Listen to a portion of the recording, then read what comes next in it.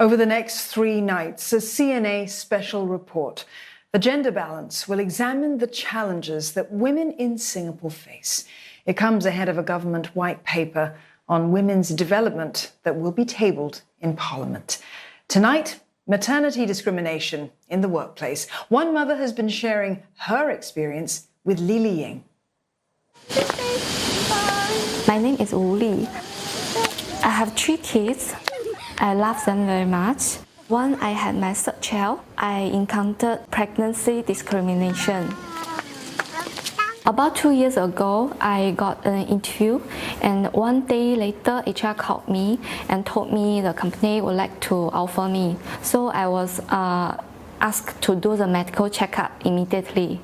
When I was in the clinic, then doctor advised me go for pregnancy test. The result was positive, so I informed my supervisor and HR immediately. But to my surprise, HR told me, "Oh, you don't report to work first, because first we are in a construction business." Then this HR told me the set office is not safe for pregnant women. They think my pregnancy will definitely affect my job performance. I just post on my Facebook page. 1 day later, I received a call from TAFET. They told me they saw my post on Facebook and they helped me to file the case to MOM. I was told MOM takes some enforcement actions against this company. This message had to be changed because I think as a mother, we can take care of my family, can contribution to my job, to my company. The Manpower Ministry suspended the work pass privileges of the company 2 years ago and made it attend TAFEP's employer clinics on fair recruitment. For a closer look at tackling the issue, we're joined by Li Ying at NTUC Centre at 1 Marina Boulevard. Li Ying. Well, not all cases of pregnancy discrimination are so straightforward. In fact, some are quite subtle. Now, for more on this issue, I'm joined by Ms. Yeo Wan Ling. She's the director of NTUC's Youth, Women and Family Unit. Now, thank you for being here, Ms. Yeo. Hello, Lee. So how often do you actually see cases of maternity discrimination, and what are some experiences women have shared with you? Okay. Well, over at the NTUC's Women and Family Unit, in fact, one of the things that we often see are women who come to us about their workplace grievances. And so this is something that we monitor and we actively act upon together with our unions. In fact, I just asked a question about, gender-related workplace harassment over at Parliament this month. Well, for me personally, one of the things that I've seen quite a bit of is actually pregnancy-related workplace inequality or discrimination. And within this itself, I often find that this is a tricky, situation to handle because this can happen both pre as well as post-employment. On the pre-employment side, we will have, sometimes employers asking insensitive or maybe inappropriate questions like, are you pregnant, or are you thinking of getting pregnant during the interview process? Well, to me, some of these questions without context often leads to discriminatory practices when it comes to choosing a person for a job. Now, post-employment, this is usually what happens when an employee gets pregnant and she lets the employer know, and then the employer finds some way to get her to resign so that he doesn't need to pay for maternity leave. So these are some of the often cited cases that I've seen from my union members. So what should employers do when they realize an employee is actually pregnant? Well, I think 2 things definitely. The first thing first that all employers need to do is to familiarize themselves with good employment practices, good HR practices. The other one too is actually to know about employment laws. And in Singapore, it is not legal for a employer to go and fire or terminate, an employee who's pregnant without good cause. Now, the other one, which is very, very important, is that I believe employers need to have a very, very good work environment or culture.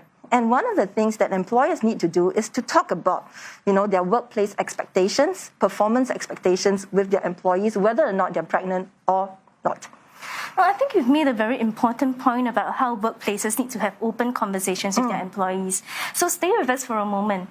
But for now, we're going to take a look at how one company navigates these potentially tricky conversations.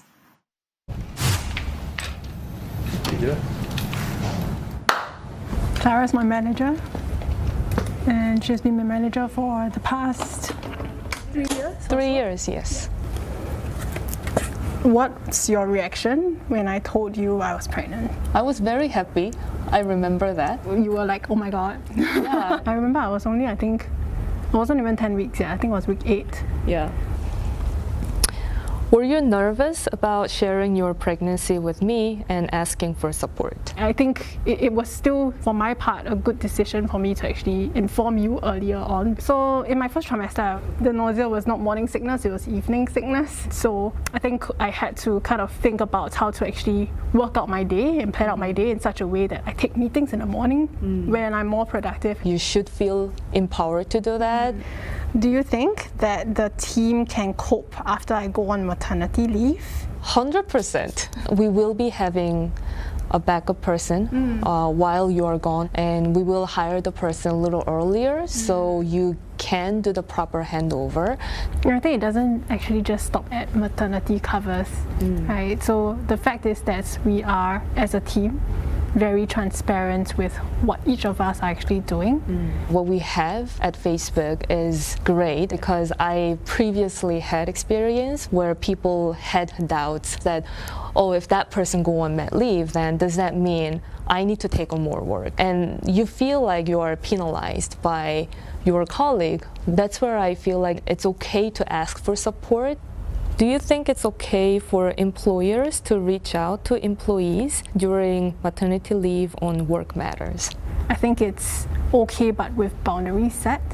It will be my responsibility to ensure that everything is properly handed over, so no one needs to contact me while I'm on maternity leave.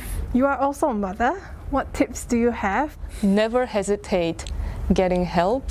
If you have the support system, it actually helps you a lot more in achieving your goals. On motherhood, get ready for lack of sleep every day, every night. But yeah, it's okay. We'll be there with you, so don't worry. Yes. Well, and that was Facebook's take on how it helps employees transition into motherhood. Now back to you, Ms. Yeo. So, the Facebook example actually shows us that it's possible to have a productive career as well as a fulfilling life at home. Absolutely. Yeah, but why don't such scenarios happen more often for more women, and what needs to be done? Well, you know something? I think COVID-19 brought along with it a lot of suffering, a lot of sadness, but it did bring along one silver lining. And that's actually the working from home or flexible work arrangements. It's something that over at the NTUC, the Women and Family Unit, we have been advocating for many, many years. And with COVID-19, our employees got a first-hand experience of what it was like, to start working from home, to introduce flexible work arrangements.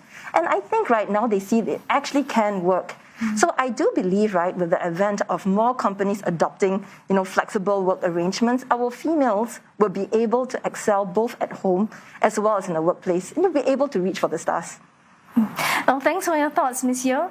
And that was Ms. Yeo Wan Ling. She's the director of NTUC's U Women and Family Unit. Back to you.